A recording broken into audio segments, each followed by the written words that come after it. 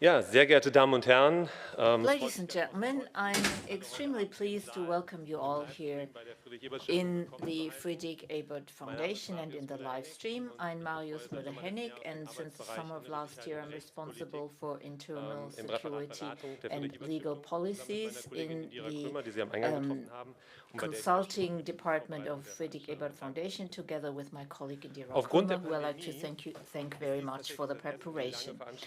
Because of the pandemic, this is the first public event we offer on the topic of internal security, and we are very pleased to do that. You might have noticed that the colleagues of the international work of Friedrich Ebert Foundation organized a conference on the turning point in time, and the coincidence with our event hadn't been planned, but it's fitting our concept.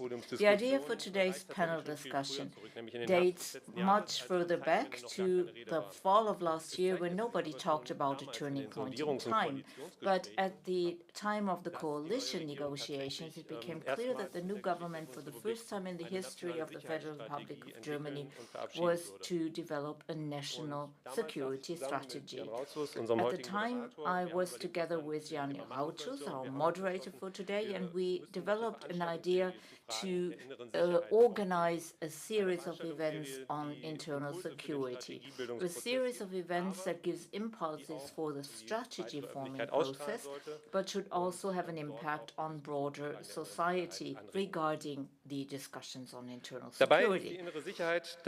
And I don't have to tell you that internal security is a politically difficult topic. On the one hand, the government has to protect all citizens independent of their wealth or their poverty, security as a central public interest. On the other hand, the fundamental rights of individuals have to be protected against excessive interference on behalf of national security. From the perspective of social democracy, it's important to give convincing answers, and this is what we would like to offer in this series of events. We will deal with different threats and risks for internal security and with the players and institutions that design and influence security policy in Germany. When it became clear that there was an overlap with the Tiergarten conference on a turning point in time, and when it became clear we have a competition in our own organization, we asked the question whether we should maybe change the sequence of events. For example, start dealing with foreign influences on political processes, anti-intelligence or hybrid threats in cyberspace. But we consciously and deliberately decided to stick to our original theme, terrorism and extremism, because now when the security policy discussion, for understandable reasons, focuses on the defense of the country and the alliance and the international order, it makes sense to consciously cautiously draw the attention of the public to questions of extremism and terrorism. Because, ladies and gentlemen, these were the issues that influenced us in the last decades, and they will not become less important or less dangerous because there are other conflicts on the political agenda. That's why, with renowned experts, we would like to have a discussion today on international trends and developments in extremism and terrorism, and would like to discuss how the German and international security policy can cope with the challenges that entails. Now, I would like to use the opportunity to introduce our moderator.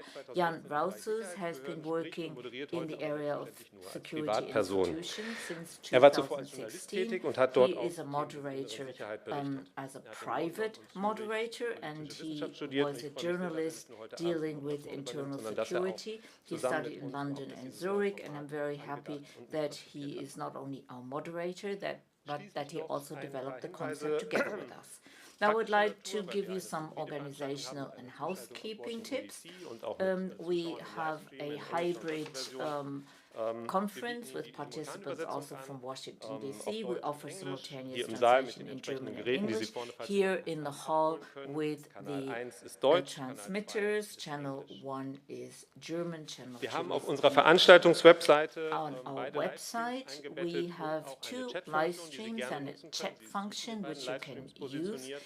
It is between the 2 live streams, and in addition to the live stream after this meeting, we'll probably have a recording available on the internet. After the inputs of the 3 speakers and a brief discussion among the panelists, we open the discussions for your questions from the hall, but you could also ask questions and make comments in our TweetBack chat program, and then we pass these questions on to the moderator.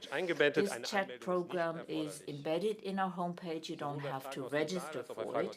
If there are questions from the hall or from the chat, please say who you are, and if you have a specific question to one of the panelists, please tell us who you ask the question to. This is a moderated chat, that is, we reserve the right not to release any inappropriate comments. So now I look forward to the discussion. Thank you for your attention, and hand over to Jan.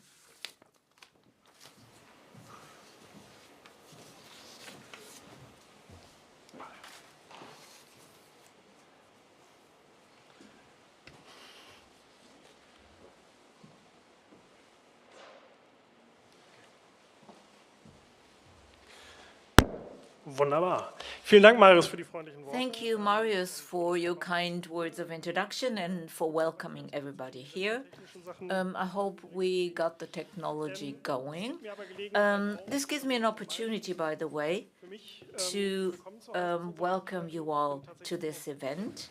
I'm very happy that we actually managed to have this event here today, and I'm very happy that you all came. And I'm very sure that we will have an informative and very interesting meeting tonight. Es wird meine Aufgabe sein, noch ein It will paar be my task to make some introductory remarks regarding our topic, to briefly sketch the topic, and then to introduce our panelists. Und an der Stelle will ich einfach beginnen. So, let's start. Democracy and freedom have to be defended against their opponents. I think it is only fitting that we're here in the Friedrich Ebert Foundation because the Social Democrats have experience with the topic of this meeting. The discussion can be difficult. It is sometimes ideologized and polarized. In academia, it's often limited to the discussion on definitions of extremism. I think we need this discussion because the subject has to be analyzed properly. Only if we know what we're talking about and if we approach the subject appropriately, we can decide how we as society and as a state react to it. Next door, under the heading of turning points in time, there was a discussion on foreign and defense policy. And before, there was also a time people called a turning point in time, and that was the 11th of September 2001. This date changed the situation because it brought the international terrorism and extremism on the international agenda. And in the focus of security policy work and security agencies, this topic became important. The extreme nature of the attacks of 2001 was one of the reasons that we particularly focused on Islamist terrorism, and that covered all other forms of terrorism for many years. In 2011, then the killings and the violence of the NSU Nazi organization in Germany became known as right-wing extremist crimes. And it was only then that many people noticed that we had neglected right-wing extremism until then. Today, we are constantly being confronted with attacks and plans of attacks by Islamist and right-wing extremist organizations. In the context of the corona pandemic, but also before, the dangerous social influence of conspiracy ideologies became clearer. And it stresses that it is often a mistake to consider extremism a marginal problem in society. Particularly the conspiracy ideologies are often found in the middle of our society. Our relatives, our friends, all of a sudden develop strange ideas. A lot of us have experienced that. So this brief introduction is to show how diverse the area has become. And because it has become such a complex subject, we need people who explain it to us. And that's why I'm happy that we have such renowned experts here tonight who I'd like to introduce to you now. And that in the sequence of their presentations. I start with Dr. Thor Hamming. He's an expert on Islamist terrorism. He has a master's degree from the Sciences Po in Paris. He has a PhD from the European University Institute in Florence with a study on the internal dynamics of the jihadist movement. The results of this PhD thesis will shortly be published by Hearst and in Oxford University Press. He has his own consulting firm working with international clients on militant Islamism. He's also a senior research fellow on the International Institute for the Study of Radicalization at the King's College in London. We welcome in Washington, D.C., and you see her on the screen, Professor Cynthia Miller-Idris. Professor Miller-Idris has an impressive CV, and because we don't have much time, I can only sketch some of the highlights of it. And I hope she likes what I selected. Now, she's a professor at the American University in Washington, D.C., and is the head of the Polarization and Extremism Research Lab, PERIL. She's a renowned expert in right-wing extremism research and wrote and published 6 books. The last was Hate in the Homeland, A New Global Far Right, and then there was Gone Mainstream, Commercialization and Far-Right Youth Culture in Germany. And I think I can say she has a lot of research experience in Germany. She is a regular speaker in hearings of the American Congress and is an expert interviewed by the media, among others by Deutsche Welle. She is a member of the International Advisory Board of the Center for Research on Extremism, CREX in Oslo, and a member of the Tracking Hate and Extremism Advisory Committee of the Southern Poverty Law Center. A lot of you will probably know this institution. We will hear Miro Dietrich talk about conspiracy ideologies. He is one of the founders of the Center for Monitoring, Analysis and Strategy here in Berlin.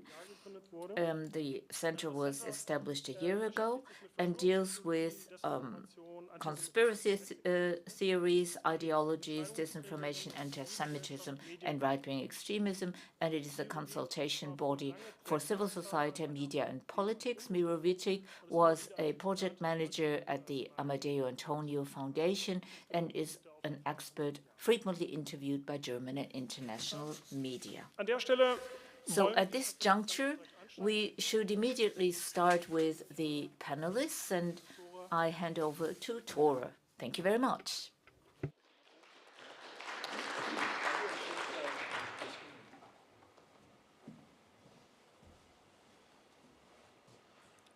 How easy? Next, simply. Hello, everyone.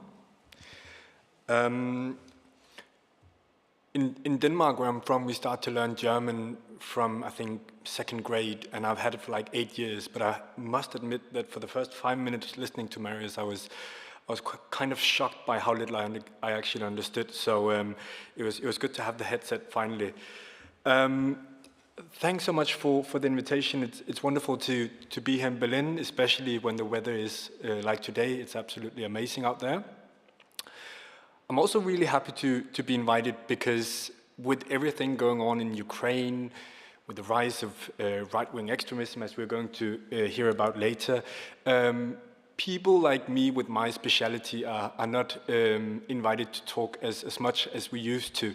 So I'm really happy to be here and to get the chance to speak about a topic I obviously think is extremely important. One of the reasons why jihadism is not taking up so much interest and attention anymore is obviously because many Western states have changed their national security priorities. That's one thing. But do you see the... No, you don't see the... Should we have the PowerPoint on the screen? It's up there. Wonderful.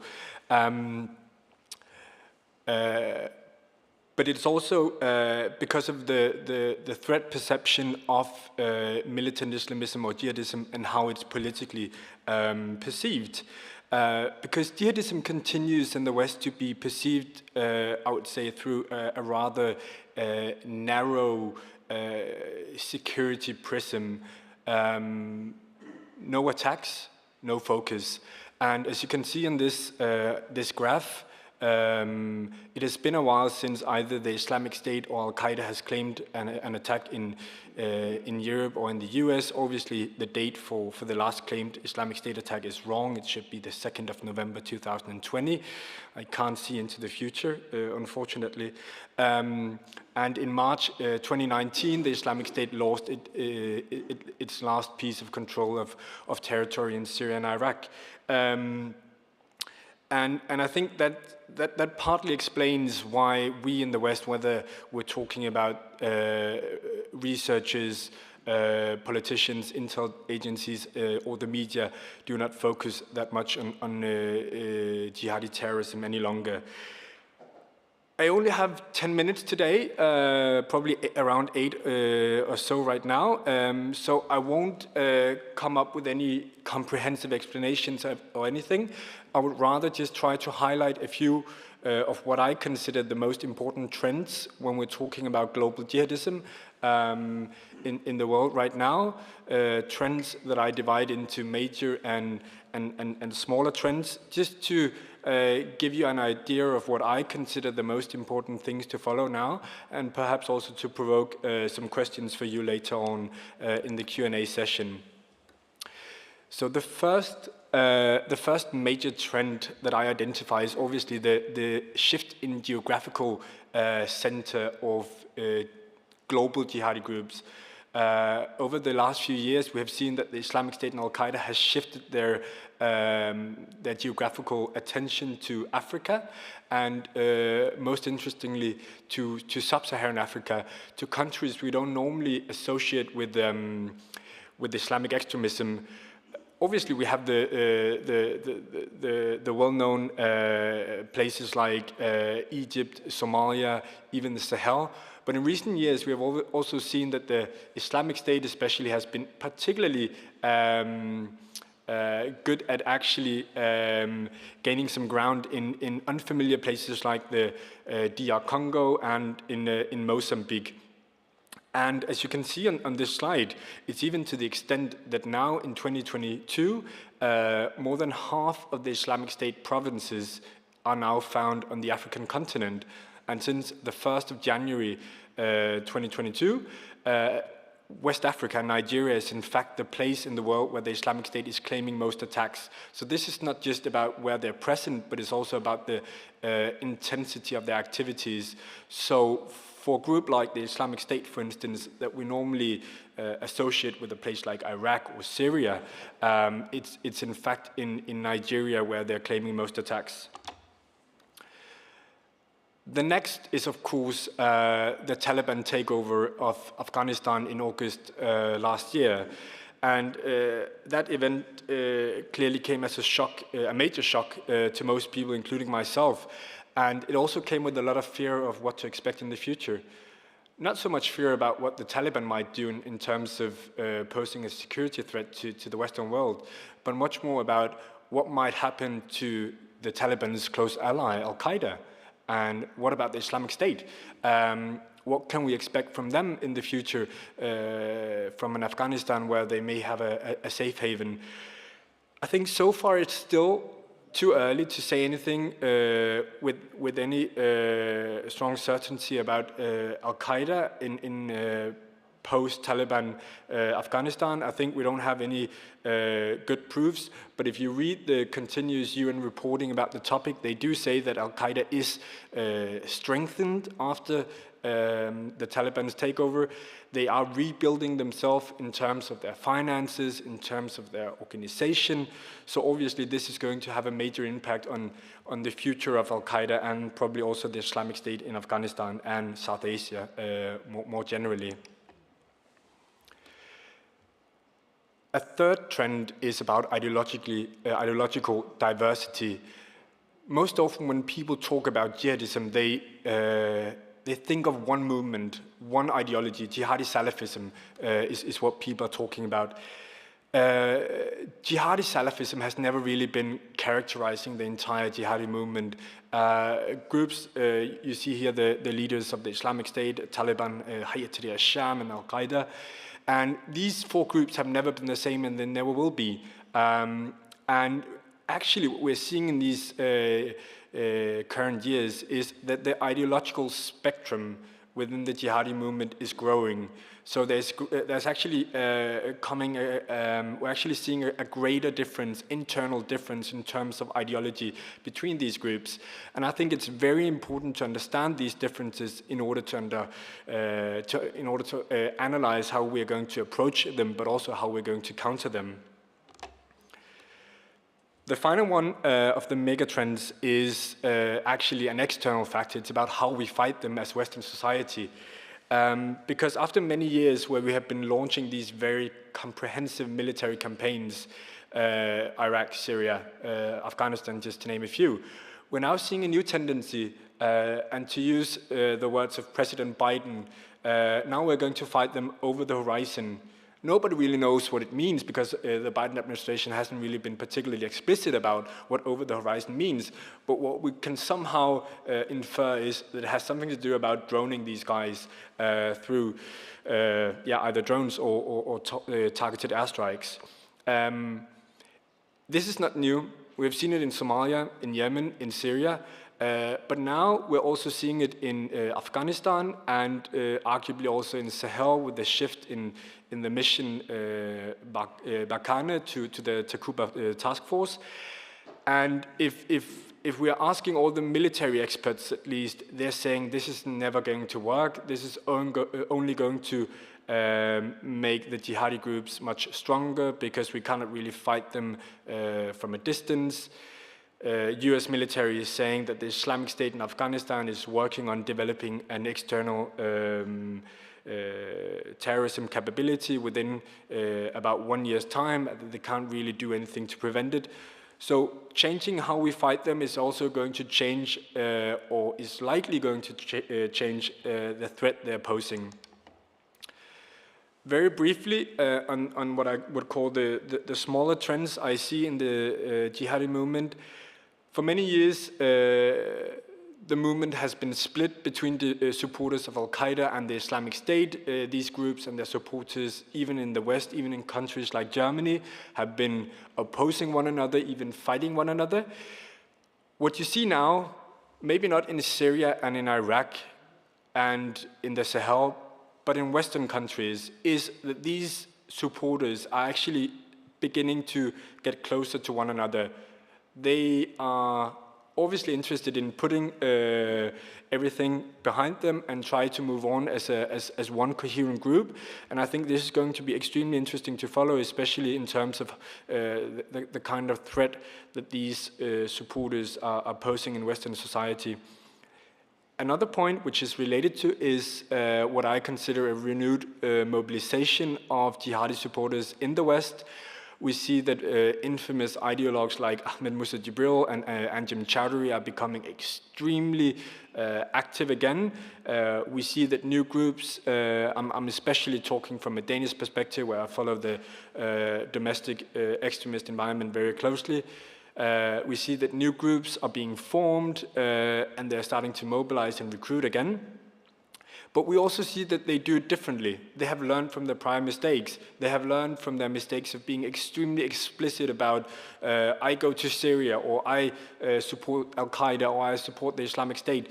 Now they have an entirely different consciousness about security. They portray themselves differently. They try to portray themselves as moderate groups or moderate individuals, trying to lure in individuals and then afterwards to socialize and radicalize them. They're trying to circumvent all these tech initiatives. So instead of writing the Islamic State or IS in one word on Facebook, they write I space S, so it won't be taken down automatically from Facebook. So they're doing all these small things in order, yeah, it sounds ridiculous, but it's really true, to circumvent these initiatives. And then finally, because I think my time has run up, I would like to come with a call for, if not action, then at least attention, because I believe what we are doing right now, what we're seeing right now is extremely dangerous, that we have this idea that we have to perceive jihadism through this terrorism prism is problematic, because right now when we don't see that many attacks, we have an idea that the threat is not as imminent.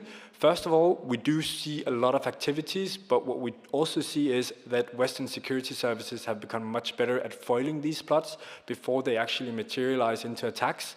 So there is still an ongoing threat. Second, even though this threat might be minor than we saw back in 2016, 17, and 18, the jihadi movement is still very much ongoing. And there is, as I have tried to tell about today, some very interesting dynamics that we need to understand.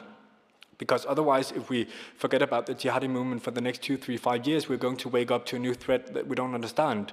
So it's very pertinent that even though the threat may be decreased, that we continue to focus on the movement, both in our research, in our media, and certainly in our intelligence work.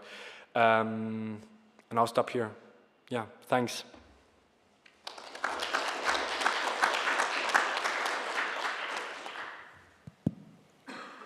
Ja, vielen Dank, Tore. Cynthia, do you want? Thank you very much, Tore. Cynthia, would you like to take over? Sure. I'll just take over straight away. Thank you so much for the invitation. I'm very sorry that I can't be with you in person, especially because I'll be in Berlin quite soon myself, but the timing just didn't work to be there in person. I am going to focus my remarks, I know, just about 10 minutes on the US specifically, but I'm happy to take questions on the broader global context, including in Germany. I will talk about what we call here in the US increasingly the domestic violent extremism threat, or right-wing extremism in the German context.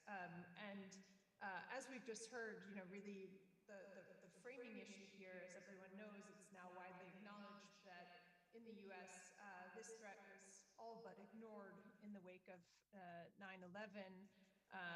even though the numbers really clearly show in retrospect that the problem was growing, especially starting around 2008, 2009, after the election of President Obama. That began to change around 2019, 2020 with new threat assessments that started to pay attention to it. So I'm just going to talk about three categories. I will sort of explain the range of domestic violent extremism threats in 5 categories that we're facing.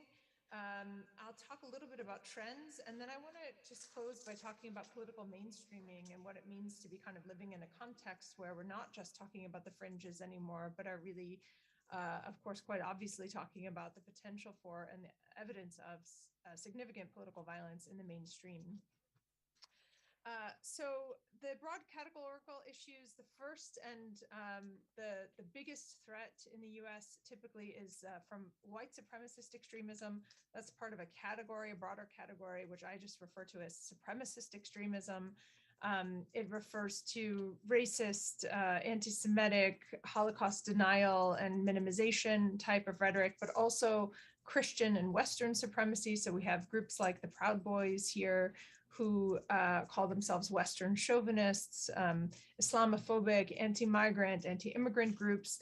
We're seeing a significant uptick right now in anti-LGBTQ and anti-trans hate, as well as anti-feminism and men's rights and male supremacist rhetoric. So that includes the involuntary celibate or incel movement, but also in general right now calls for violence around the issue of reproductive rights.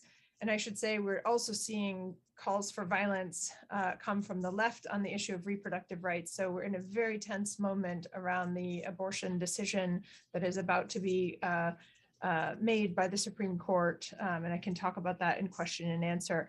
A lot of that dialogue from the right is framed around the issue of white birth rates. So abortion is seen as a threat to white supremacist extremist rhetoric that believes that there's an existential threat from declining birth rates of and not enough white babies. So it's linked to that, and part of that, it's part of the logic of that type of thinking. Often a lot of this is framed under anti-SJW or anti-social justice warrior rhetoric in general. So you often see that, abbreviation in online spaces. The second and probably almost equally pressing, it's a different type of threat landscape. The threat assessments usually say white supremacist extremism in the US poses the biggest threat to civilians. But the second category, which is anti-government or patriot militia, so-called patriot militia extremism, poses the biggest threat to elected officials, to government institutions, or to law enforcement. These are groups that reject the rule of law, often reject key provisions of liberal democracies like the protection of minority rights. They promote authoritarianism, call for the collapse of democratic systems. They mobilize militias in unlawful ways. They use the Second Amendment of the US Constitution as a gateway, arguing that the right to bear arms is under threat, and often using disinformation and conspiracy theories to mobilize. So you see groups like the Oath Keepers or the 3%ers. There were dozens of different small groups present on January 6th, for example. So there are a lot of little groups too, not just the bigger ones that make in the media, sort of get media attention. We're also seeing rising death threats and what may eventually become more political assassinations, both against and have been already law enforcement and judges, election officials, political candidates, electoral officials, school boards, other community leaders. So terrorist or extremist threats of violence or death threats against elected officials and others in the public eye. And then, as I mentioned, threats now against medical doctors, against reproductive health care staff, and judges related to the Supreme Court ruling that's anticipated around Roe versus Wade. That's going to add to an already very complicated landscape over the coming months.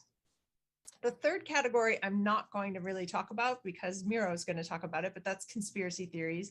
Just to say that there's a huge range of them in the US, as you probably know.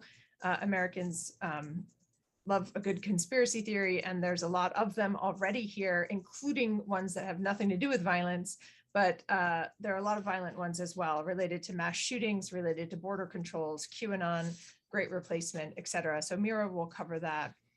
The last two I want to mention briefly before I talk just about trends is the fourth category is acceleration and gamification, meaning nothing related to particular groups, but more of the post-organizational landscape of violence and violence mobilization based on themes like a second civil war, calls to burn down systems, violent collapse of systems, the so-called Boogaloo movements and scenes, calls for violent insurrection and overthrow. There's a lot of that type of theme, the accelerationist themes that believe that violence is the means to an end by bringing down all systems and then restoring with some kind of phoenix-like rise from the ashes, a rebirth.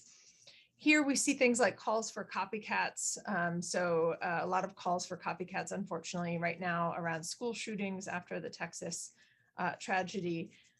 Language around saints and disciples, scoreboards that kind of gamify mass shootings and terror attacks, and a lot of use of jokes and memes and cartoons and satire, humor, irony, all of these types of ways of weaponizing youth culture and creating plausible deniability by embedding everything as just a joke.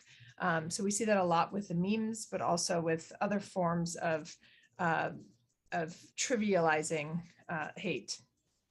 And finally, I won't go into this in great depth, but the recent DHS health threat assessment here in the US did talk a little bit about the role of foreign adversaries and malign influence, essentially, both from ISIS and Al-Qaeda and other foreign terrorist organizations aiming to inspire attacks by US citizens, but also the role of disinformation that's being promoted by foreign groups or governments even, including inspiring election discord or calls for violence. So I can answer questions about that if anyone wants, but I think it's an important category to note that there's this connection between what's happening domestically and what's happening globally, of course.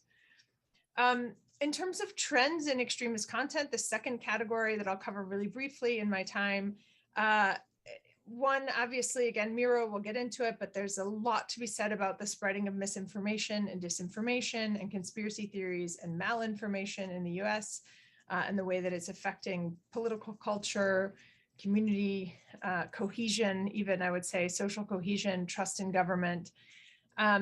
We're seeing a lot, we continue to see a lot online with three ways in which mass violence is treated particularly in very youth-oriented spaces. One is what I call the valorization of violence, that is the hero complex around violence, the use of language like martyrs and saints and disciples. The second I just referred to around the memes and humor is the trivialization of violence. We've got the valorization of violence, the trivialization of violence, which creates a kind of desensitization and a dehumanization.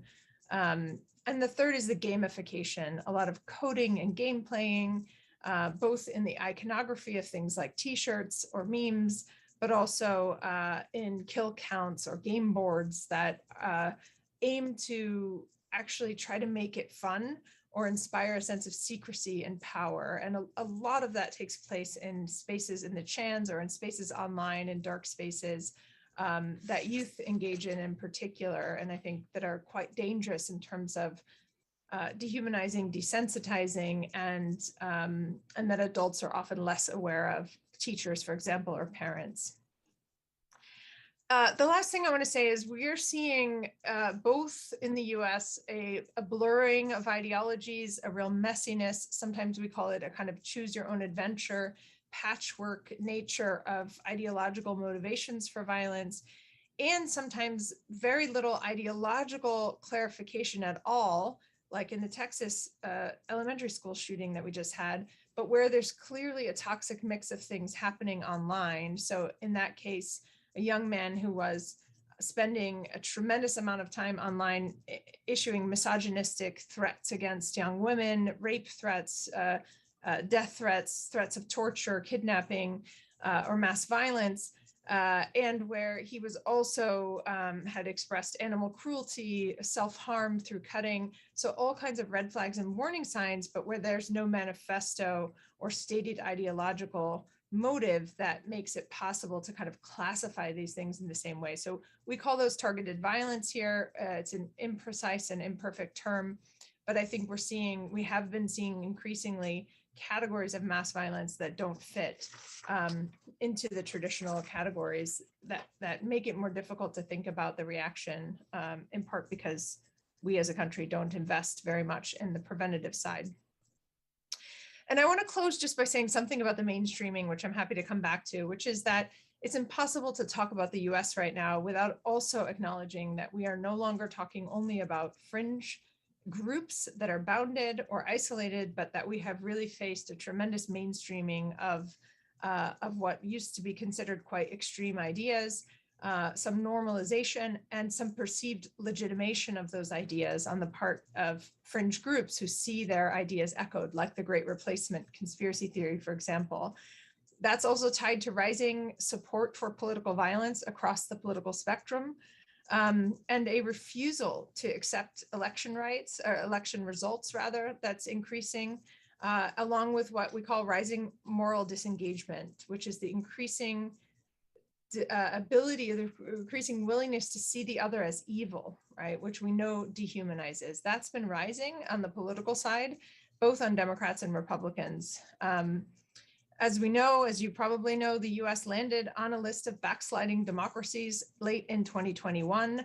And I think we cannot really talk about violence, extremism, and security without understanding that part of the equation, and how the kind of cycle of securitization that is resulting from some of that, the increasing lockdowns, the militarization of bridges, the arming of teachers, the call to harden targets, creates an ever more increasing purchase of guns. We now have 400 million guns in the country, more than one per person.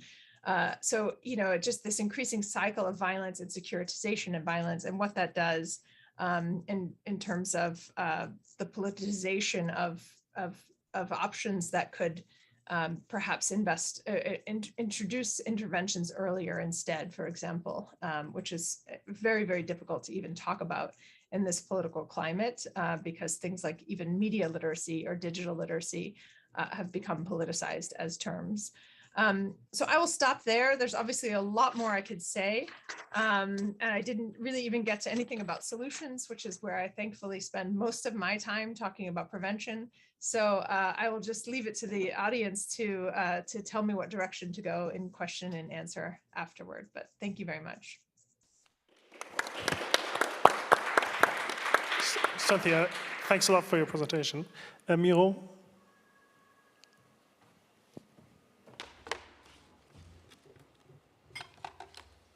Kriege ich noch die Präsentation? Ich möchte mich bedanken für die I would also like to thank you very much for the invitation.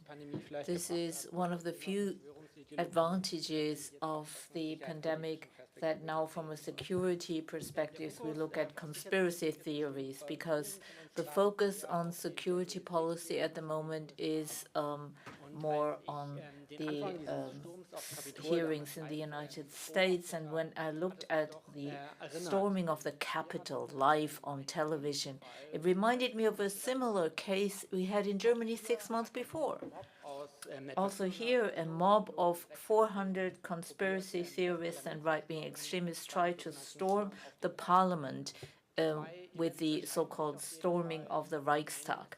The two events are different. The Germans could not enter the Reichstag, and we didn't have any casualties. But a mob got together in both cases, and they wanted to not to acknowledge the legitimate democratic government. They thought that a force in the background would control the world, that we could not rely on democracy. That is why they didn't want to leave it up to democratic means to resolve the problem, but wanted to take their fate into their own hands. In Germany, you see the flag of the Q, and that is one important group in Germany. And also the organization of the storming of the Reichstag is characteristic for QAnon. The actual trigger for this storming was that a woman on the stage of a right-wing extremist event said Donald Trump landed in Berlin. Her movement had almost won, and as a sign that the Germans are ready, they should now storm the Reichstag. So this connection between this violent mob and QAnon is a very close one. Now, if you look at how the media deal with this narrative, and if you see that the narrative of QAnon is that Trump is the salvator and is to remain president, now you could say this has disappeared and the problem has gone smaller, but we cannot really say that. In our Quo Vadis study, we looked at digital activities of QAnon supporters on Telegram. And we checked 118 channels and 83 groups that disseminate QAnon content. And if you look at the transition between the Trump and the Biden government, you see there hasn't been much change in these activities. So we cannot say the phenomenon has simply disappeared after Trump. So why is it a problem that QAnon is still active in Germany? We think they are the central importer of international conspiracy narratives. So we are dealing with a global network that is very fast translating narratives from the US and disseminating them here in the right-wing extremist circles in Germany.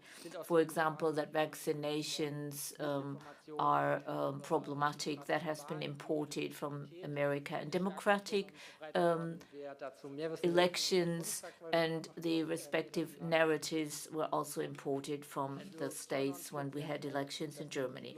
So QAnon sees to it that this global community, these global narratives get to Germany. And we must say that when you look at QAnon, you see it's a great number of conspiracy groups and narratives, but on the bottom line, they want to violently overthrow democracy. With a single event, with military means, they want to do away with a democratically legitimate government. And then they often talk about Nuremberg 2.0 with respect to the Nuremberg trial. So it's about a military overthrow and killing political enemies. In addition to importing international conspiracy narratives, we see that QAnon plays a central role in Germany when disseminating disinformation campaigns of authoritarian governments.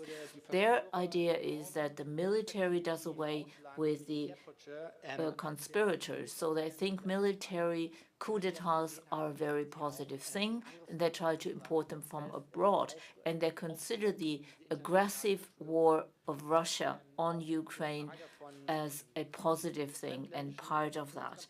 And QAnon plays a central role in disseminating foreign conspiracy theories. When we look at the situation in Germany, we didn't only look at Telegram, we also carried out a representative survey regarding people's views on QAnon. We looked at 5 items, and agreement to them showed that people believe QAnon. In Germany, these are 12 to 15% depending on gender. And if you look at the vaccination status, we can say 46% of people who are non-vaxxers believe in these conspiracy theories. What is interesting by comparison, if you look at these figures, is that in the present report of 2021 of the German Constitutional Protection Agency, QAnon doesn't appear. A new category was created that is delegitimizing government, but this hasn't been fully analyzed yet. And when talking about conspiracy narratives in Germany, we have to talk about the pandemic. We heard a lot about that.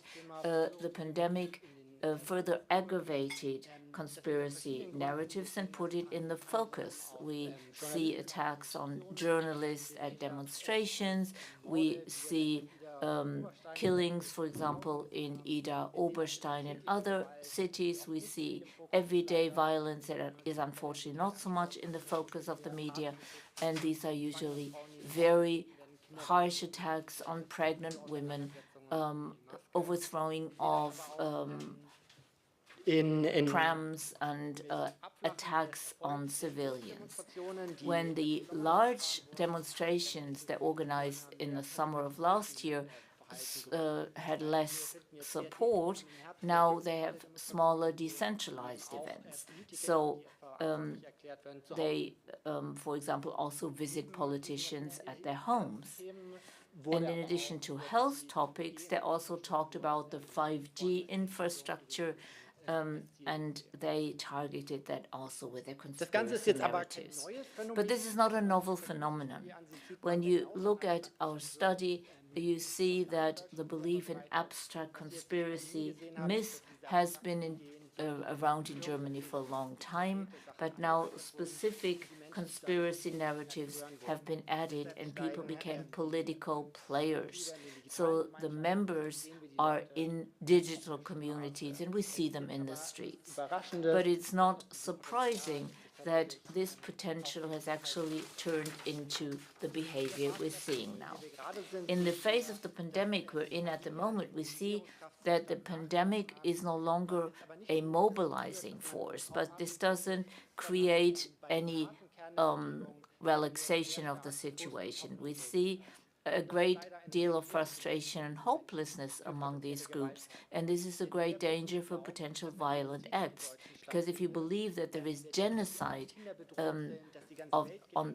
in Germany, that your children are threatened, and when you see you no longer get massive support at the demonstrations, you fall back on violence. These people lost a lot. They lost friends, they lost families, they lost their job because they were part of that movement.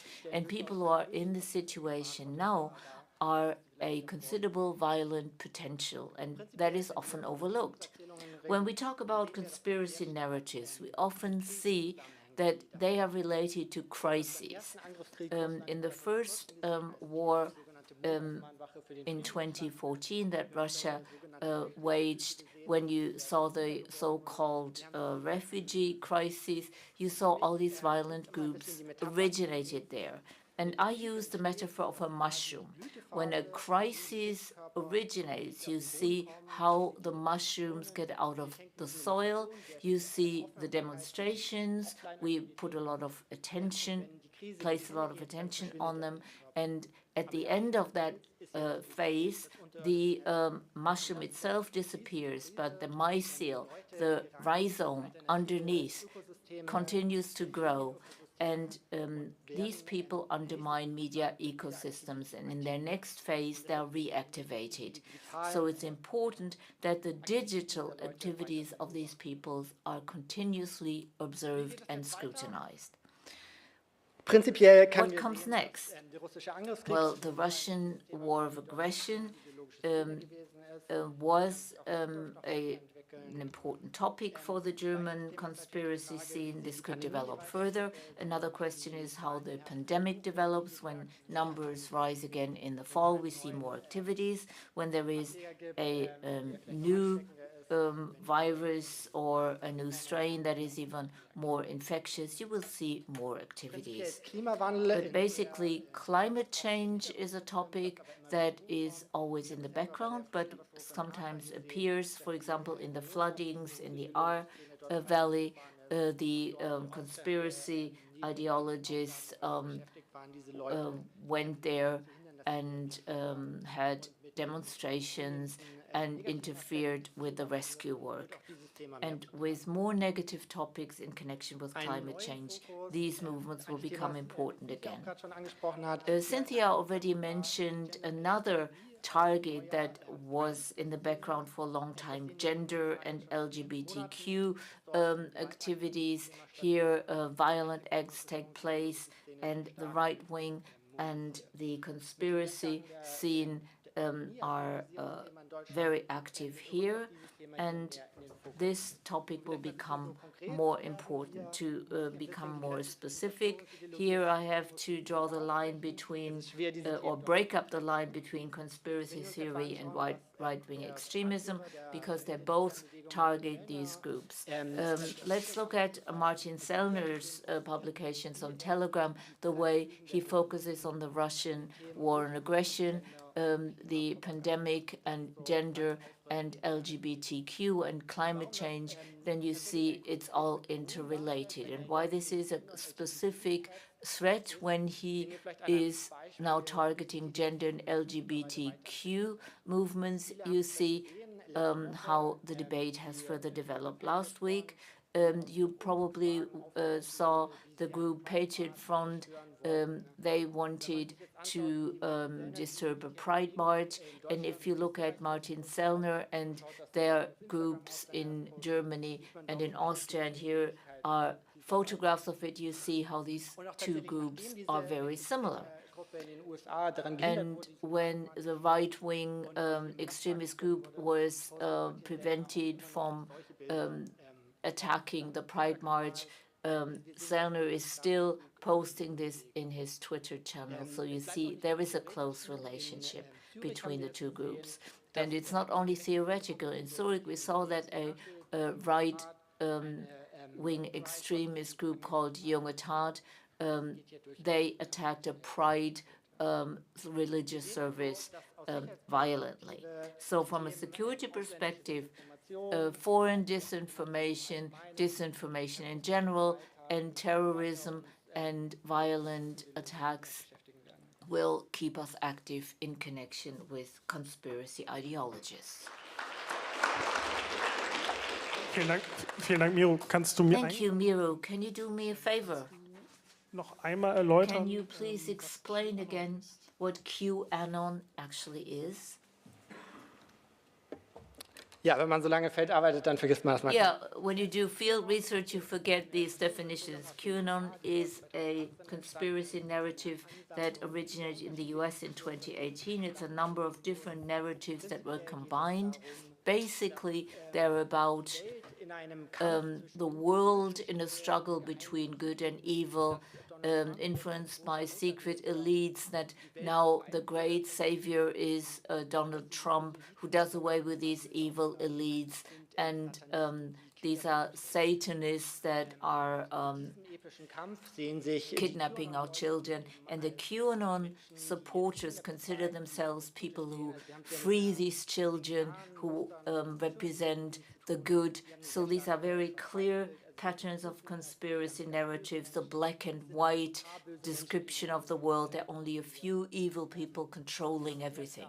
And these are Hollywood-like stories that are told. So it's always a very wild imagination of what the world is like and how to explain the world. Their central idea was that Donald Trump will remain president, everything will become great. It didn't quite work out, we saw that, and we could have expected people stopping adhering to these ideologies, but unfortunately this wasn't the case. Thank you very much. Before I pass the floor on to you in the audience for a general for general questions and answers, I would like to ask a question myself in order to fuel the debate. We have looked at different sections and different areas, but I remember that in the 2000s we had a discussion about right-wing extremism and extremism, which were interconnected. What would interest me in particular, and this is where I would like to get your insights from each other. Do the groups interact with each other? This is what we call the co-radicalization in the past. Does this exist in one way or another? I think Toro made mention of the fact that certain types of communication in the social media might change. These are learning effects that the groups acquire from each other. Can you maybe elaborate on this in greater detail? No. It works, yeah. Sorry, can you just elaborate your question? So you mean whether groups within the militant Islamist environment interact, or? Zwischen den verschiedenen Phänomenbereichen. Also Between the different areas of phenomenon, right-wing extremists, Islamists, maybe, do they maybe cooperate with conspiracy narrators? Right. Not that I know of, at least. I haven't seen any examples of this. At least not directly. They definitely do take inspiration from one another. We see that one, for instance, one tactic used by jihadis can be discussed by right-wing extremists afterwards, and vice versa. So we see this sort of inspiration, but cooperation or interaction, at least I haven't noticed that, and at least from a theoretical perspective, I would consider it very unlikely, since these groups are extremely on opposite ideological spectrums. In fact, I would rather say that what we can expect is some sort of reciprocal radicalization, that these groups are actually making one another more radical instead of interacting with one another. But again, this is just my impression from what I've seen. ja, genau da wollte ich mit meiner Frage hin. That's exactly what I wanted to get at. Co-Radikalisierung The aktuell. co-radicalization, does this exist? What's the story like in all the other areas? Cynthia, would you like to come in on that? Yeah, so I would say I agree completely. Thankfully, we don't see very much cooperation across the two major domains of Islamist and far-right extremism, although you do sometimes see praise. For example, some far-right groups praising the Taliban, or sometimes trying to emulate. But more often, I think there is this reciprocal radicalization where you see counterattacks. For example, after Christchurch, Sri Lanka, so attacks that are in as revenge plotted, that type of thing. I will say within the domestic violent extremist spectrum in the US, it's completely fragmented. They did try to unite in 2017 in Charlottesville in a rally that was called the Unite the Right rally. And in other words, trying to come together. They failed, thankfully, and emerged from that rally just as fragmented as ever. But on January 6th, we did see that these very fragmented groups across the spectrum, who normally would not cooperate, so white supremacist groups, conspiracy theorists, the patriot militia groups, these unlawful militias, the QAnon supporters, the Proud Boys, the ordinary Trump voters, all of these types of groups were there and normally would not share the same objectives, but they actually came together on what I sometimes call the lowest common denominator, meaning there was a way in which they could all cooperate and collaborate on that day by the one thing they agreed on, which was massive disinformation about the election being invalid. So I think that shows us that there is the possibility for groups, even ones that fight with each other or normally do not share goals, to unite in planned or spontaneous ways to achieve a goal that is violent and that is disruptive. So I do think we should anticipate more of that kind of lowest common denominator type thing, at least in the US, at least across the domestic violent extremist spectrum. Islamisten grundsätzlich größeren Verfolgungsdruck im digitalen Raum erleben. In the digital space, jihadis are subjected to much more persecution, and this is why conspiracy theorists and others learn how to use the platforms, or rather circumvent them. Islamists use Telegram as a platform first and foremost, and others followed suit. I think in this particular area, in this particular domain, we can see that groups learn from each other. I'd also like to add to that very often plans are made to counter-react. This happened in two cases. Right extremist terrorist groups planned to attack Muslim places in order to trigger a Muslim counter-movement, in order to trigger a civil war and hollow out the democratic state. I think, they kind of anticipate the reaction of other groups. I think my question wasn't very clear, but thankfully you answered them in exactly the right fashion. Thanks very much. Let me add one more question before I throw the floor open to you for questions in the audience. Question to Cynthia. Can you tell us a little bit more about the way in which the right-wing groups in the US and in Germany influence each other? I think you're uniquely qualified for that. At least that's what I read in the book. Can you tell us a little bit more about it? Yes. So I would say, to me, the biggest influence we see is not in the groups themselves, although that exists, but in the post-organizational space. So there's a lot of, obviously, the toxic online spaces, kind of dark online spaces, whether that's encrypted and anonymized channels or the chat rooms, online gaming servers, places like Telegram.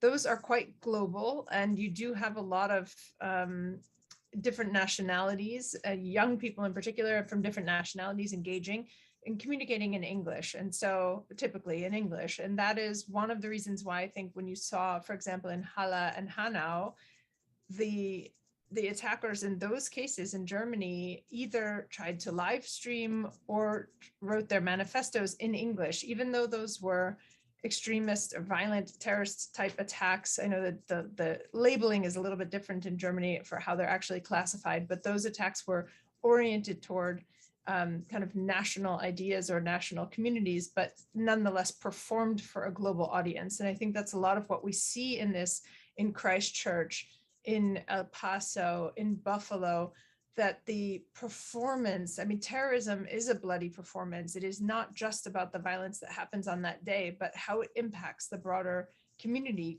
in a community, in a nation, and globally, and makes people feel terrorized. And that is increasingly an audience that is not just a local one or even a national one, but is global. And often we see that through the use of English.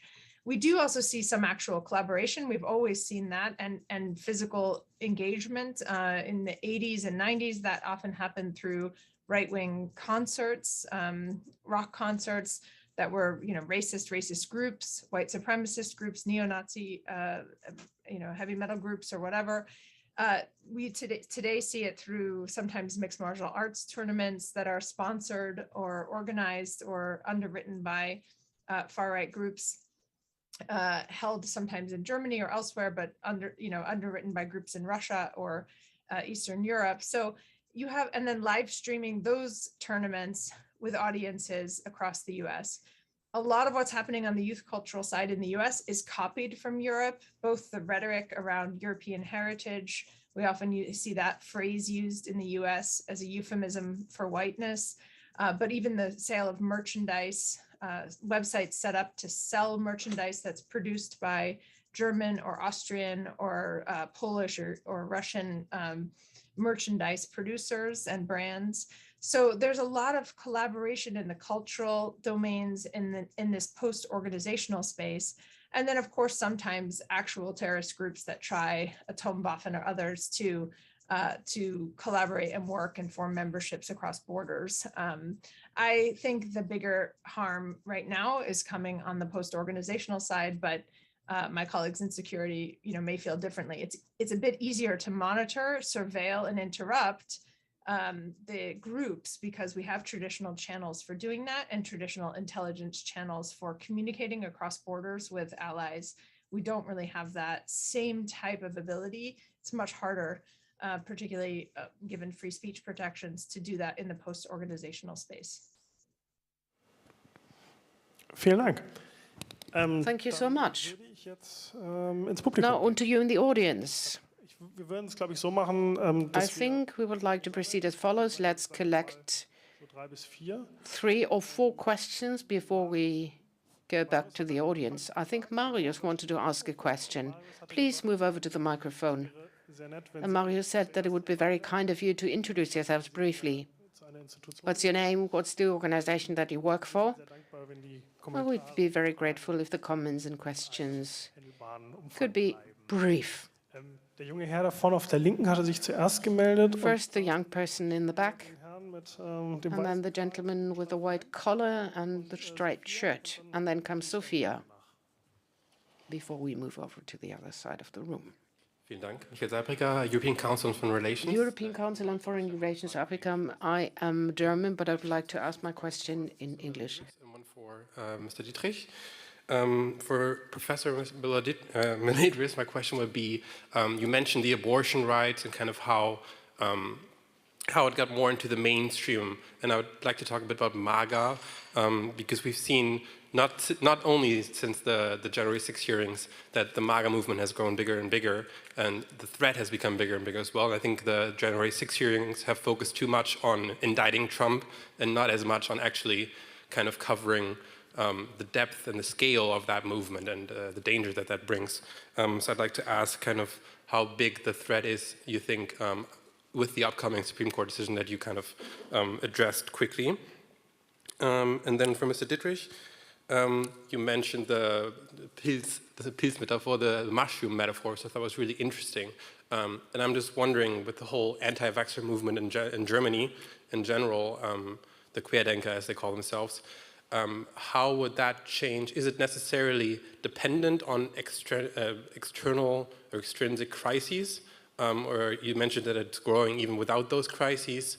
Maybe can you touch on that and what could be the next big thing now after the pandemic? And maybe if you could briefly also mention in the course of the Ukraine war, is that another catalyst for these kinds of movements, or how does the Ukraine war kind of influence the threat perception and the threat level that the Querdenker anti-vaxxers in Germany might pose? Thank you. Mein Name ist Peter Röll, ich leite hier ein Berliner Institut für Strategie. I'm Peter Roll. I'm the head of the Berlin Institute for Strategy and Economic Consultation, and I have a question to anyone who would like to answer it. What about international maritime threats and piracy?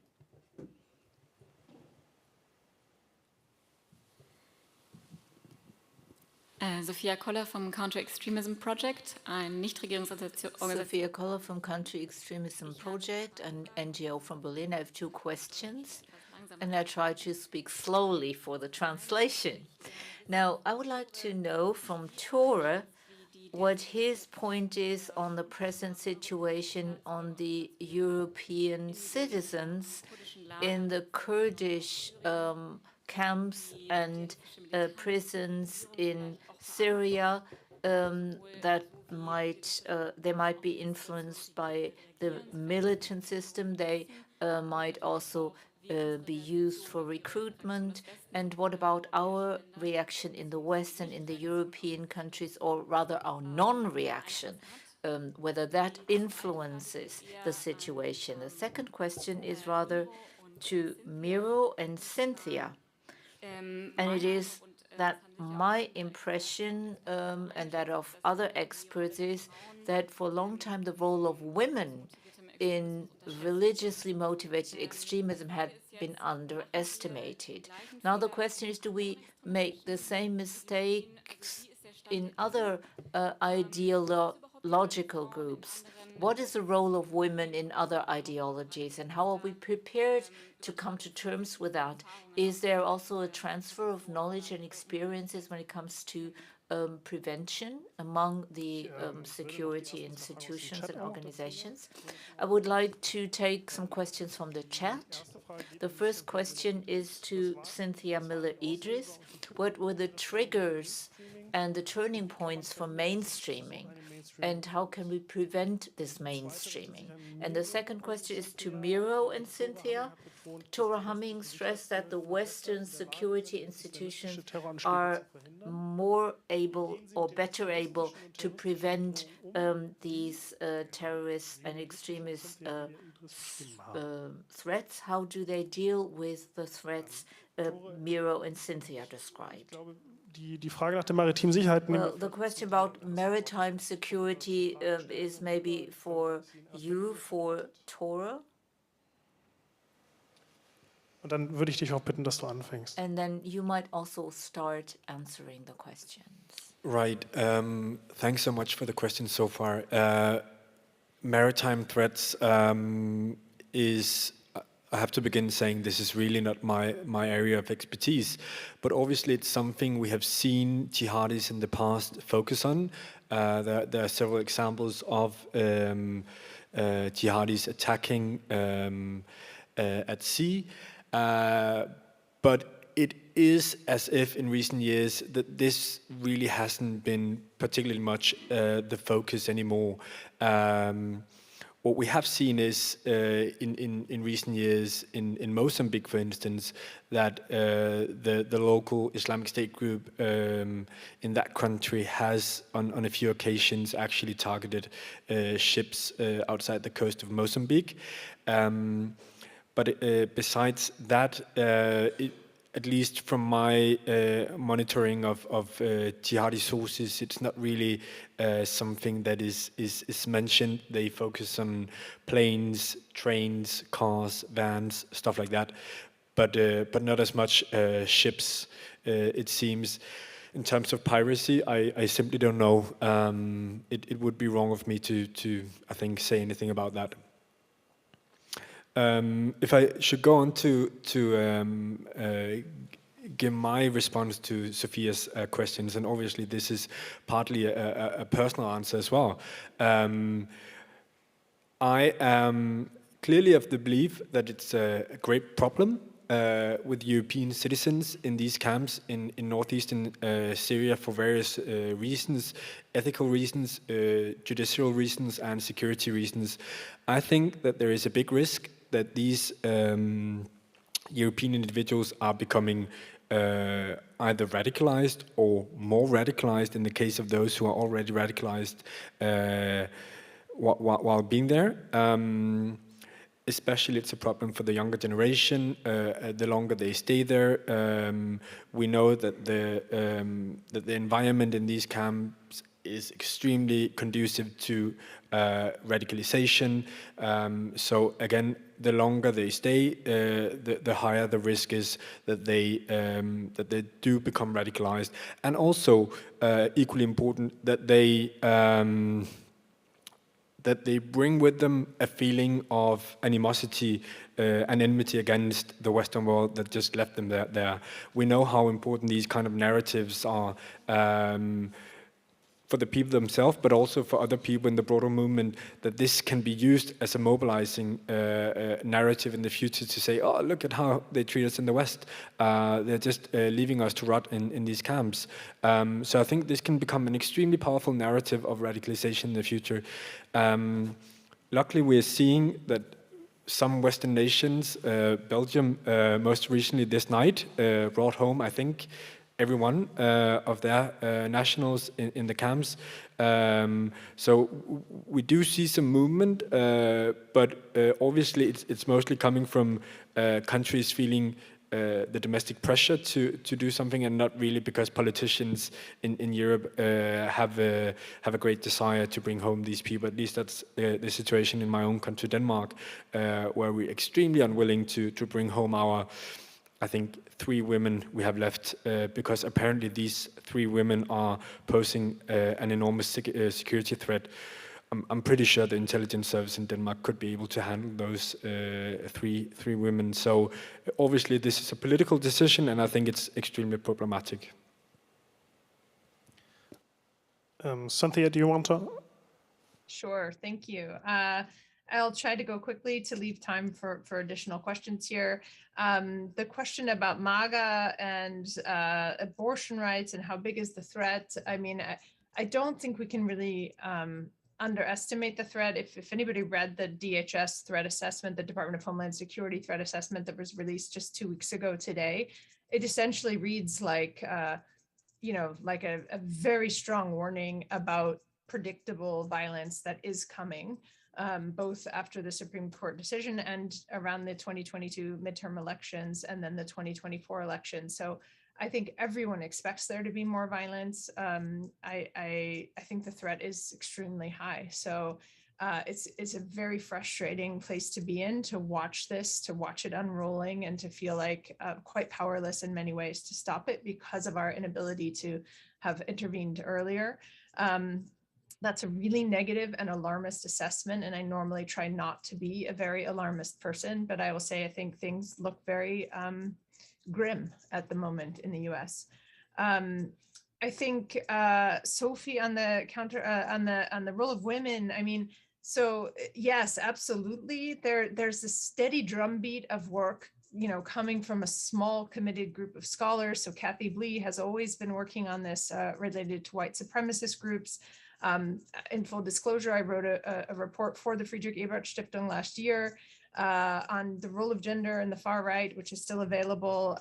Evian Leidig, a brilliant young scholar in Netherlands, is working on it. I have an edited volume out with Hilary Pilkington on women and gender in the far right. So there is quite a bit of work on it, but I would say there's some understanding that the majority of white women in the US, for example, voted for Trump, and then more of them voted for him in 2016. 2016. So that women are playing a big role both on the populist side and on the extreme side, on the extremist side. But because women are still, statistically speaking, less likely to be violent, I think there's a lack of attention to the role that they play on these softer sides of recruitment, of propaganda sharing, the increasing role that they play online in promoting propaganda, and in the role that they play in QAnon in particular, and on the conspiracy side, which is massive.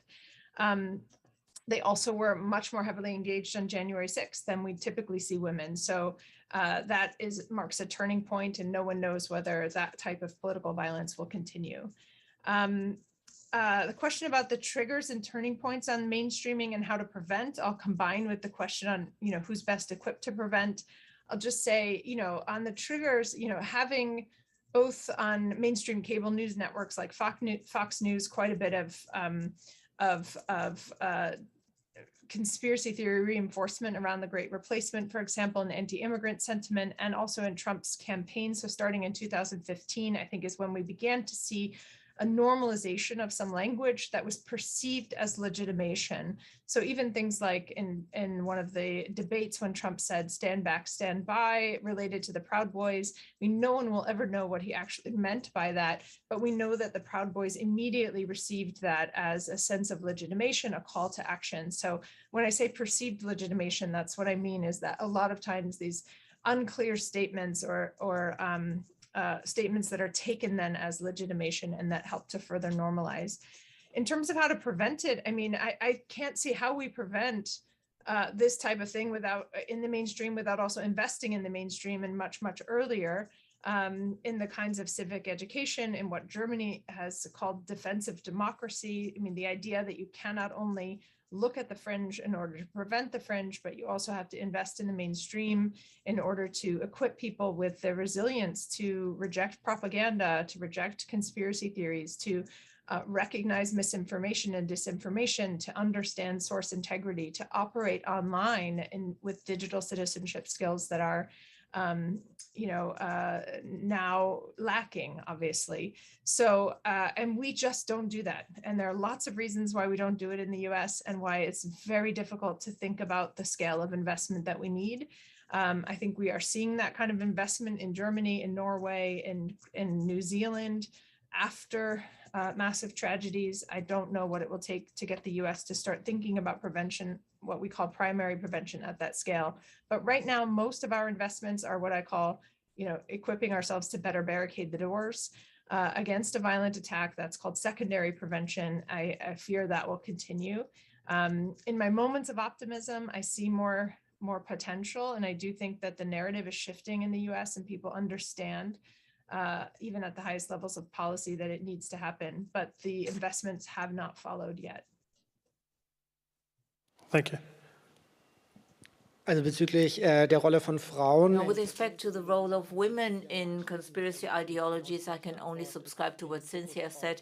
There is very little focus because women are less violent, but they play a central role on many other levels. Regarding the question on dependency on crises, crises are what helps conspiracy theories to be disseminated, but often crises are created by disinformation or by spreading conspiracy theories to trigger a crisis that actually doesn't exist. In the future, it's important for us that it is important to see that in all these social crises, we will have the problem of conspiracy ideologies. So we always have to consider that a pandemic could be accompanied by an infodemic, and crisis would probably be prolonged by these conspiracy theories, and we have to prevent them from the very beginning. Regarding the security institutions, now they're awakening. They will become much more alert.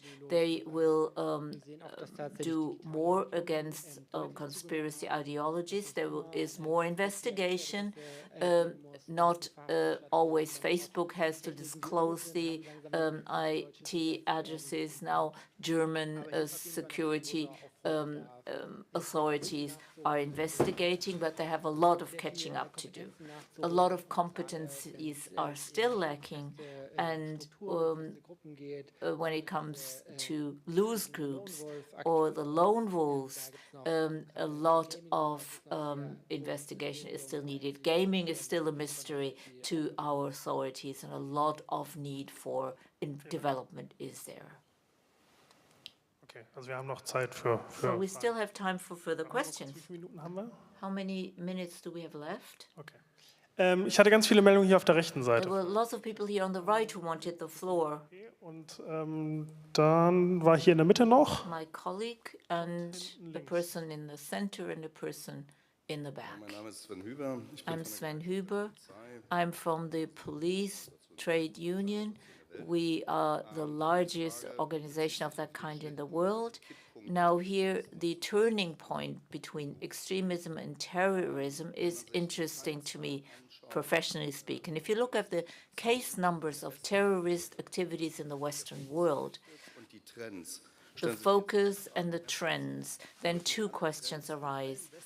Do all trends have the same effect in all Western countries? Is my first question. And secondly, what is the explanation that this turning point of extremist ideas towards political murder or extremist acts or other terrorist violence is very different in different countries? In Spain, only 10% of terrorist activities of what happens in Germany, New Zealand, Australia, and Japan can be seen, then it seems to me that the West is not affected so much. And if that is so, the question is why? Why are certain phenomena much more marked in the US than in Estonia, Poland, or other countries? Ich hatte in der Mitte eine Hand gesehen hier vor meiner. Thank you. I think there was a request in the floor for the floor somewhere in the middle. Okay, over to the back. The gentleman over there. Ja, vielen Dank. Mein Name ist Samar Hüseyin. Ich war viele Jahre im Bundestag. Thank you so much. I work as a scientific assistant for a member of parliament, and now I work for a company which is responsible for health management, but I also deal with internal security because I worked in the internal committee in the Bundestag beforehand. Question to the lady from the US. I lived in the US for many years, and I realized what a great society it is. It's very strongly focused on cultural diversity. Migrants have had the possibility to move up the professional career, so there is cultural diversity. And social rise is also possible for migrants. Why can't we do the same in Germany? Why isn't it possible for people in Germany to become socially integrated and culturally assimilated, as I observed it in the US? Why do we always talk about clan crimes in Germany? Why is there so much stigmatization in Germany going on? Whereas in the US, people are given the possibility with a migrant background to move up to higher ministerial levels, to become ambassadors or members of parliament. Where are the differences between Germany and the US? Thank you very much. Mr. Ahlefeld, would you like to ask your question now? My name is Mr. Ahlefeld. I work for the SPD parliamentary group. One observation in line with what Cynthia just explained to us, not only in the field of technology, but also the patchwork technology is, amongst Anis Amri and many of his friends, very widely spread. It was not something of the extraordinary, not the technology only, but also the ideological setup. Be it the observation of the enemy, there are a lot of similarities. And they also try to make use of his youth code and culture in both spectrums, in both dimensions. But onto the following question, what can we do against this apart from digital education or awareness raising, as you just explained? What might work? Fact-checking is on the offer. Counter-aged prop, targeted countermeasures, or can you maybe block channels? What are the most effective tools? What is most effective and efficient? I think that is a question that could be answered by each of the participants up here on the panel. No, one more. I think we've got time for one more. Kaspar Schliepler, I work for the group of Islam. I've got a question for Tore. You made mention of the fact that the conflict lines between the different jihadist groups cease to exist. They get blurred. What are the narratives and the topics which are now being used in order to bring about reconciliation? Who are the preachers favoring this reconciliation or this new trend in the Middle East as well as in Europe? And what are the spoilers for these developments? What might lead to the fact that this reconciliation might fail? Thank you very much. I think there were also some more questions in the chat. I think there was a question number 3 and 4 in the chat. All right, thank you. There's one more question to Miro. Miro Dietrich spoke about OSINT. Could you explain what that means and put it into the right context? Miro, would you like to start this time? Yes, thank you very much. On to OSINT. It stands for Open Source Intelligence. And it means that open sources are being used in the digital space, accessible to all in order to track and trail people and do classical conventional intelligence work. Practically speaking, this means that if you find an anonymous user in Telegram, you give them a username, also at Instagram, in order to retrieve additional information. So this means you do digital puzzles and put the pieces together. Zur Frage, warum der Westen On to the question why the West is affected in a different manner. This is a question which requires a lengthy answer. There are various different reasons for that, be it historic reasons, be it material reasons. It has a lot to do with the development of the way in which the security forces reacted to that. It's very hard to summarize this in a nutshell. On to the question, what can we do? I think now we talk about security policy aspects. We always need to put a very strong focus on conspiracy theories and extremism in the context of platforming and criminal prosecution. But we hardly ever focus on the offer and the demand. Why do these people want to consume the content, these issues? Why are they interested in these particular ideologies? When looking at the way in which we talk about these topics, you know, people always tend to be very passive. They tend to say that algorithms have radicalized us, but this leaves aside the active part that people play in this entire scenario. zu entpolitisieren. Without depoliticizing things too much, I would like to say that there are two very strong trends that make people feel attracted by these online communities, be it conspiracy theories or right-wing extremism. I can't really tell that much about Islamists who attract them and recruit them and keep them there. That's the fragmentation of society. That's one reason. Conventional groups that existed in the communities, in the parishes, at the local level, do no longer exist, but people want to become a member of the group, which they now find online. What's more is that the big narratives are missing. Why are we doing what we are doing? We lack a sense of meaning. And people feel attracted by right-wing extremism. At QAnon, there's a fight against the good ones and the bad ones. The perpetrator from Halle had a long sword in his car. He considered himself to be a crusader, trying to save the world. And that's a pity in a way, because the human quest for a meaning of life and belonging together are good basic human values. And that is what we've got to find new answers for. We've got to offer new values to the people, because we don't want them to get lost in these new digital alternatives, these new digital worlds. Thank you very much. Cynthia, would you like to continue? Sure. I'll take the first two questions at once about kind of why the US and the differences between Germany and the US, just noting that both of these questions are questions one could spend months answering and interrogating. It's really difficult to tease out an answer, without sounding completely superficial in just a few seconds. But I will say, and I've spent a lot of time in Germany over the years, and I'm very, very fond of Germany and of the political culture there, in particular, that is so willing to interrogate the past and that has tackled the hard questions, and it does continually tackle hard questions about the past and its recent history, and invest in ways to prevent that from happening.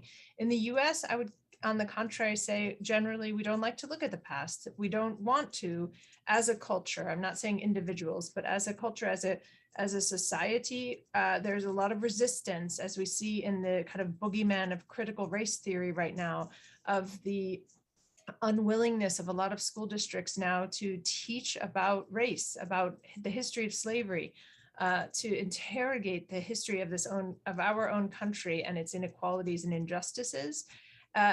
Instead, we prefer to think about the future as a society. And I think that maybe is a dynamic that allows immigrants to come in and be forward thinking without having inherited the structural legacies of the discriminations that we know prevented so many of our Black community and African American community and former enslaved people from thriving, and that legacy of structural racism from the way that it impacts everyone still today. So I wouldn't say either country has solved these issues, but that the political culture and the histories are treated in really different ways that maybe have an impact. It's a hypothesis. I also would say why the US has such a problem. We cannot discount the issue of guns and gun ownership. Again, 400 million of them already right now. We have had record-breaking gun sales during the pandemic, ammunition shortages, the basic eradication of civic education in favor of real attention to just literacy and math skills in a lot of school systems. There are a lot of other problems, but I'd say those are two of the biggest ones. In terms of what works and what might work, I will say there are a couple different things. One, in my research lab, we test a lot of what's called inoculation, attitudinal inoculation, in partnership with Jigsaw, which is a division of Google. That is we use video-based way of teaching people how manipulation works online, and we've had really good results. So in 2 years of testing, so far it's been effective at combating and countering anti-vax propaganda, white supremacist propaganda, male supremacist propaganda, and more. We now are at the phase of trying to figure out how do you scale up these successful approaches to video to get them out, at large in front of everybody and not just in front of 2,000 participants on an experimental platform. So stay tuned for that. I do think that inoculation has, the idea is you reach people before they've encountered it and you get them to build their own kind of attitudinal immunity to the propaganda.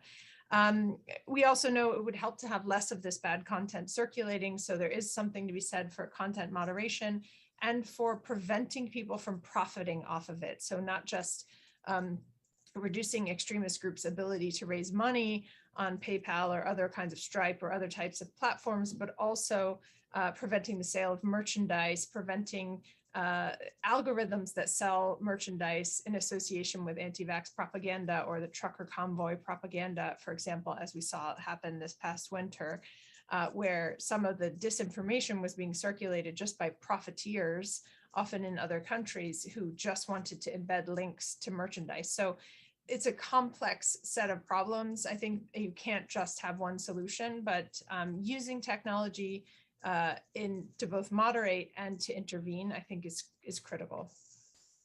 So I'll stop there. Vielen Dank.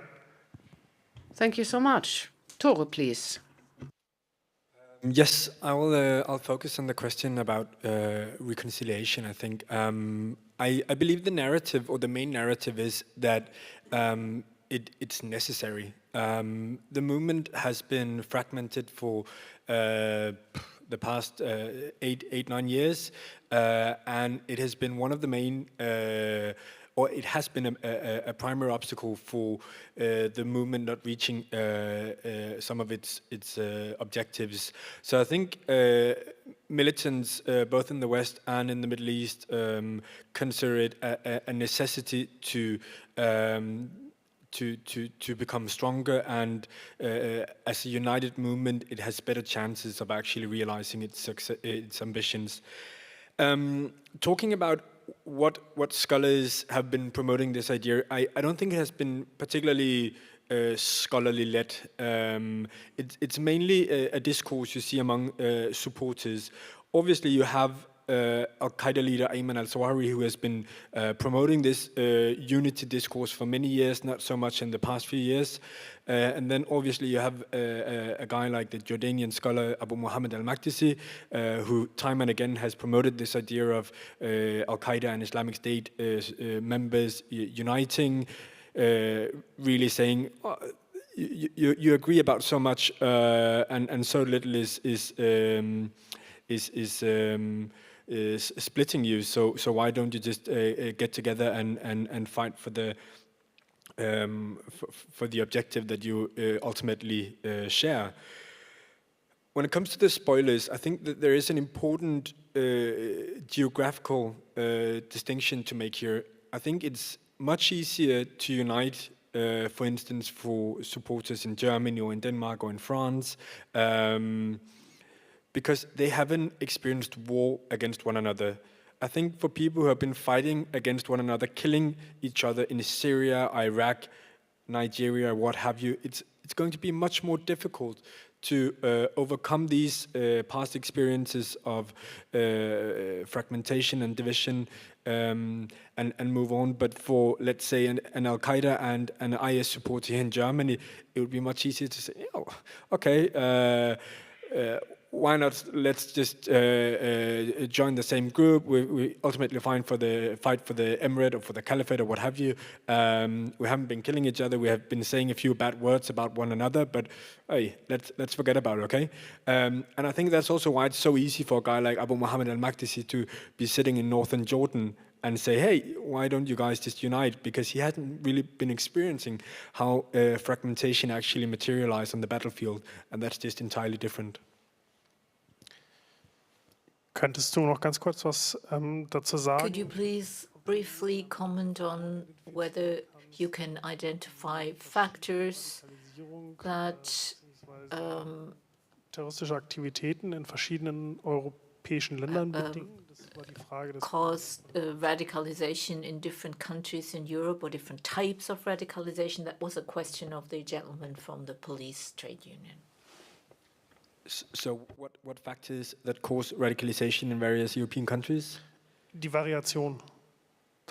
Yes, the variations. In some countries, there is a considerable increase of radicalization, and in other countries, there is not so much radicalization. I guess we should have experts from the various countries in Europe to sit and give their respective answers to that question, because I think it's so dependent on domestic variables, domestic crisis, domestic narratives. I think it's extremely difficult for me to sit and give a comprehensive answer to that, unfortunately.